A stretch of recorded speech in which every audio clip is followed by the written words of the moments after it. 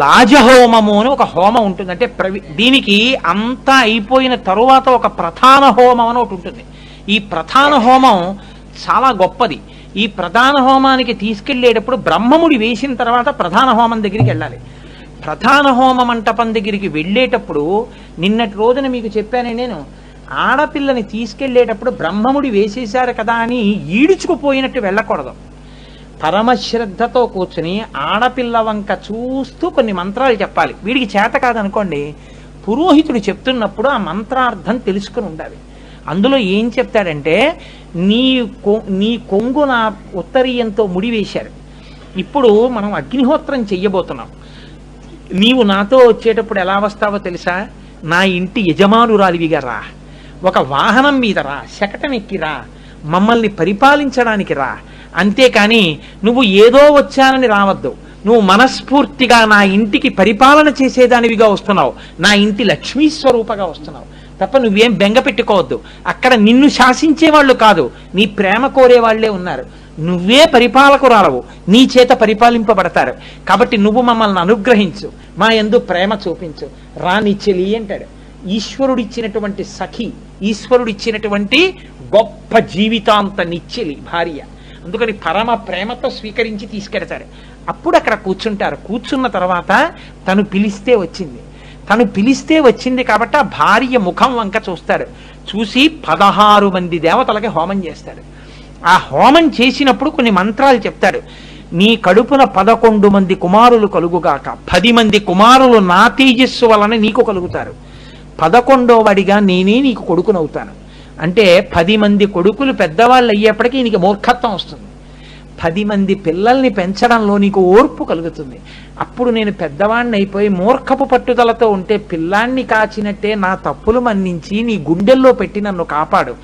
మిగిలిన వాళ్ళు ఈయన పెద్దవాడైపోయిన పట్టుదల, ఈయనకంతా మూర్ఖత్వం అంటున్నా, నువ్వు కూడా అలా అనేసేకు నన్ను గబుక్కుని. నువ్వు పిల్లవాడిని సాకినట్టు ఏమిటండి అవన్నీ అని అనునయంగానే పెట్టు. ఇంకా ఆ వయస్సులో మాత్రం కోప్పడకు. ఆ లోపల నువ్వు కోప్పడిన ప్రణయ కలహం తట్టుకోగలను.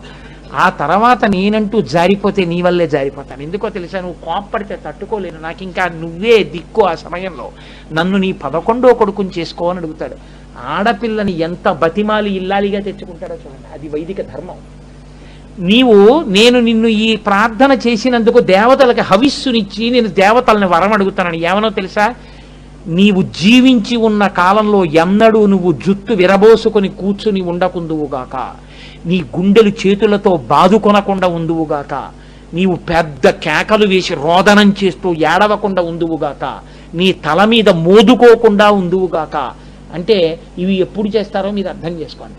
ఈ పరిస్థితి నీకు కలగకుండుగాక అంటే ఎన్నడూ నీ కడుపున బిడ్డలు జారిపోకుండా ఉండుగాక, నీ కళ్ళ ఎదుట నేను జారిపోకుండా ఉండుగాక.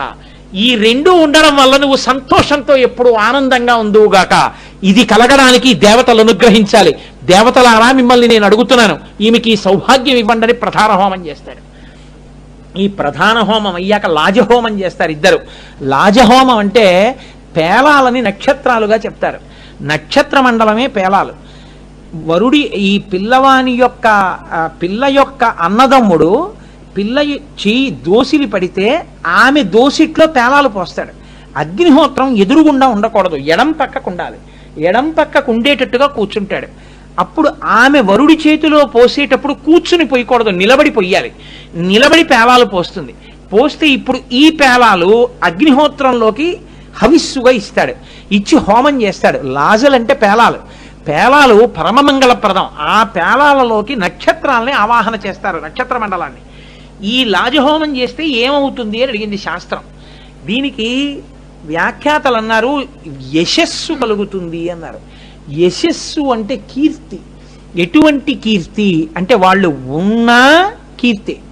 ఆ దంపతులు ఇద్దరు ఓ చోటకి వెళ్ళారనుకోండి, అబ్బా వాళ్ళిద్దరు వచ్చారు, ఎంత సంతోషం, చాలు వాళ్ళిద్దరు వచ్చారు, అక్షతలు వేశారంటారు. వాళ్ళు రాలేదనుకోండి, వాళ్ళిద్దరు వస్తే ఎంత బాగున్నో అంటారు. వాళ్ళిద్దరూ ఒకళ్ళ ఇంటికి వెళ్ళారనుకోండి పొంగిపోతారు, వాళ్ళ ఇంటికి వెళ్ళాలనుకోండి పొంగిపోతారు. వాళ్ళు మాట్లాడారనుకోండి పొంగిపోతారు, వాళ్ళు మాట్లాడలేదనుకోండి కుందిపోతారు. అంటే దీన్ని కీర్తి అంటారు. వాళ్ళు ఆదర్శం అవుతారు లోకానికి. వాళ్ళల్లా బతకండి అనిపించుకుంటారు. వాళ్ళల్లా బతకండి అనిపించుకుని వాళ్ళని బట్టి పిల్లల్ని ఇస్తారు. తర్వాత వంశంలో వాళ్ళు వెళ్ళిపోతారు. ఒకనాడు శరీరాలు వెళ్ళిపోతాయి. వెళ్ళిపోయినా మీరు ఫలానా వారి మనవడ కదండి అంటారు. ఫలానా వారి మనవడ కదండి అనేటప్పటికి ఓ మహానుభావుడు కదండి ఆయన మనవడా అంటారు. అంటే యశో శరీరులై ఉండిపోయారు. శరీరాలు వెళ్ళిపోయాయి, కీర్తి శరీరులై ఉండిపోతారు వాళ్ళు. ఈ కీర్తి శరీరులుగా అయిపోవడానికి అంత గొప్ప ఒద్దిక, అంత గొప్ప నడుబడి, ఇటువంటి విజయాన్ని సాధించడానికి లాజహోమం చేస్తారు. ఇది బావమరిదితో మొదలుపెట్టి బావగారితో పూర్తవుతుంది. అంటే ఇక్కడ క్రమం కలుపుతారు. అంటే బావమరిది అక్కడి నుంచి వీళ్ళ అభ్యుదయ పదంలో నేను తోడుంటాను అని ప్రమాణం చేస్తాడు. అందుకే బావమరిది లేకపోవడం బావగారికి చాలా పెద్ద లోటే అని చెప్పింది శాస్త్రం.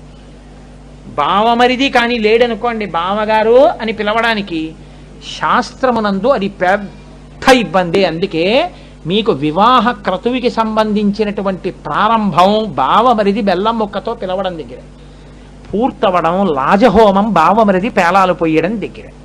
అందుకే కనీసం బావగారు అన్న పిలుపు ఒక పిల్ల యొక్క భర్తకి ఎంత గొప్పదో ఒక పురుషుడికి వదిన అని ఒకరిని పిలవడం అంత గొప్పది. వదిన అని పిలవగలిగితే ఆ జన్మ ఎంత అదృష్టమో. వదిన అన్న మాట ఎంత సంతోషం అండి. అసలు ఆ వదిన అనేటప్పటికీ నాకు సీతమ్మ గుర్తొస్తుంది. నాకు ఆ వదిన అని పిలవడం అంటే ఎంత ఇష్టమో. కానీ ఎందుకో నీవు ఆ సీతమ్మనే అలా తలుచుకుని సంతోషిద్దుగానిలే అనుకున్నాడో ఏమో ఈశ్వరుడు నాకు సొంత వదినని ఇవ్వలేదు, నాకు సొంత బావమరిదిని ఇవ్వలేదు. నాకు ఈ రెండు ఈశ్వరుడు ఇవ్వలేదు ఇంచేతనం.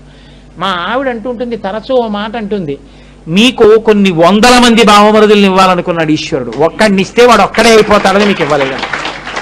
ఏమి నాకు ఎంతమంది అన్నదమ్ములు, నన్ను ఒక చెల్లెల్లా అక్కలా చూసేవాళ్ళు ఎంతమంది ఉన్నారో వాళ్ళందరూ మీ బావమరుదులు కారా? ఒక్కడే బావమరిది ఉంటే రేపు పొద్దున్న మీరు వాడే బావమరిది అంటారని మీకు బావమరుదులను ఇవ్వలేదు. మీ అభ్యున్నతిని కోరేవాళ్ళు, మీరు బతకాలని కోరుకున్న వాళ్ళు ఎందరో ఉన్నారు, వాళ్ళందరూ మీ బావమరుదులే. ఇంతమంది అన్నదమ్ములు నాకున్నారు, అందుకే ఈశ్వరుడు నాకు సొంత అన్నదమ్ముల్ని ఇవ్వలేదంటుంది. మా ఆవిడవన్నీ చిత్రమైన కోరికలు. దాని చాలా గొప్ప కోరిక ఏమిటంటే వచ్చే జన్మలో గోపాలకృష్ణ గారికి కూతురై పుట్టాలి. అది ఎందుకో నాకు అర్థం కాదు. అందుకని ఆ శాస్త్రంలో లాజహోమం అందుకు చేయిస్తారు.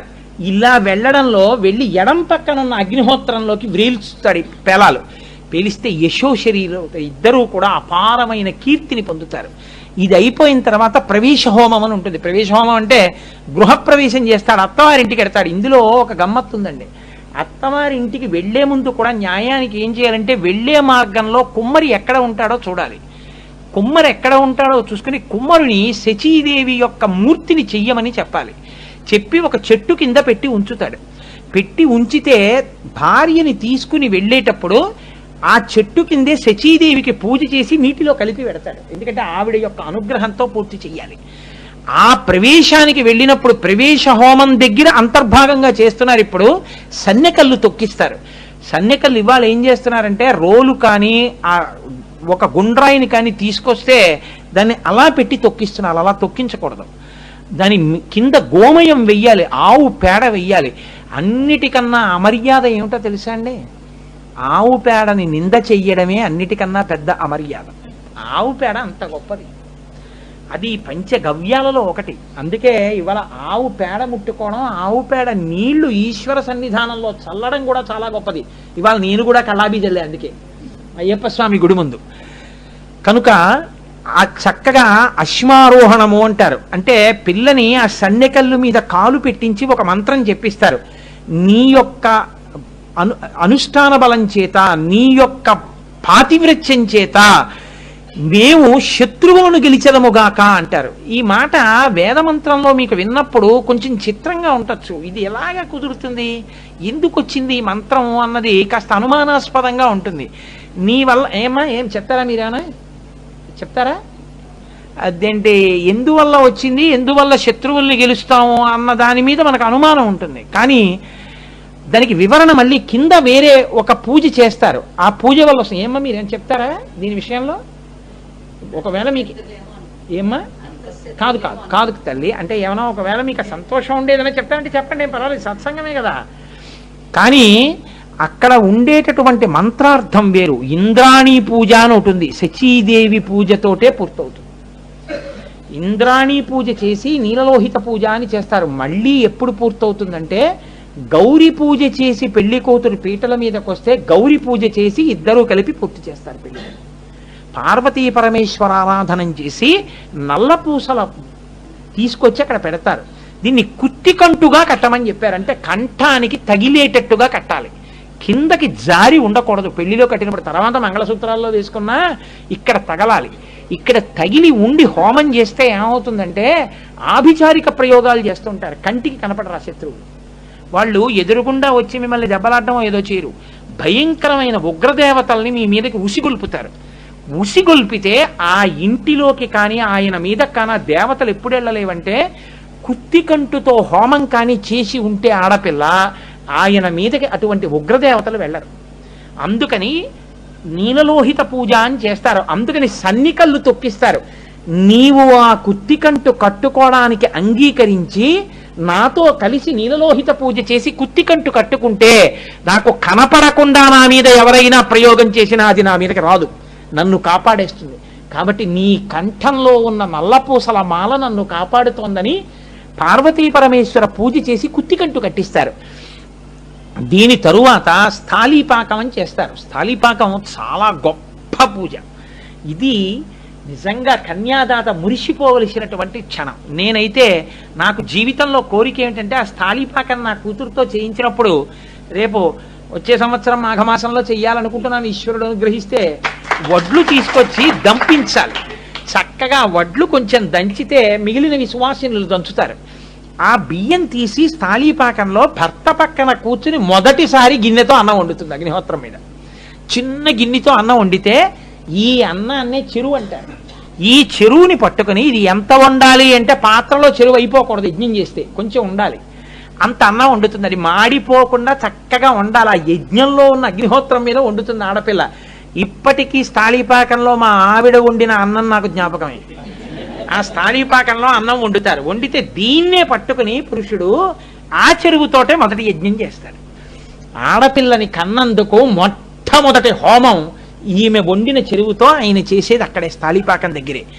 శాస్త్రం అంది ఈ వండినటువంటి అన్నం ఇద్దరు బ్రాహ్మణులకి కూడా భోజనం పెట్టడానికి సరిపోయేటట్టుగా వండితే కనీసం ఇక్కడ ఈ హోమానికి వండి ఆడపిల్ల లేచి వచ్చి చక్కగా పొయ్యి మీద ఇద్దరు బ్రాహ్మణులకి సరిపోయేటట్టుగా అన్నం వండితే వరుడు ఇద్దరు బ్రాహ్మణుల్ని కూర్చోపెట్టి వాళ్ళిద్దరికీ సమంత్రకంగా, అంటే బ్రాహ్మణ భోజనం ఎలా పెట్టాలో అలా పెట్టాలి, వడ్డించేయడం కాదు. వాళ్ళకి మంత్రం చెప్తే వాళ్ళు తిరిగి మంత్రం చెప్పాలి. రేపు డాక్టర్ గారు మీ ఇంట్లో అదే ప్రయోగం. అలా ఉగాది కాబట్టి అలా వద్దు, సమంత్రకంగా చేస్తాం భోజనం మీ ఇంట్లో రేపు మేము. కాబట్టి అలా చక్కగా చక్కటి భోజనం స్వీకరిస్తారు. అలా స్వీకరిస్తే ఆ ఇంట యజ్ఞం జరిగినట్టు.